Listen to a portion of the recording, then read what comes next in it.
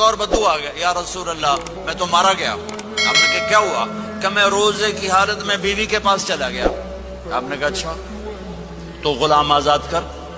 کہ میں غریب بندہ کہاں سے غلام آزاد کروں؟ آپ نے کہا تو پھر 60 مسکینوں کو روٹی کھلا۔ کہنے کا میں آپ مسکین ہوں، میں کتوں روٹی کھواؤں؟ آپ نے کہا اچھا پھر 60 روزے رکھ۔ کہنے کا ایک روزے آئے کم کیتا 60 روزے کتوں؟ ایک روزے میں یہ چاند چڑھایا، 60 روزوں میں کیا کروں گا؟ تو آپ بڑا ہنسے۔ آپ نے کہا اچھا بہ جا۔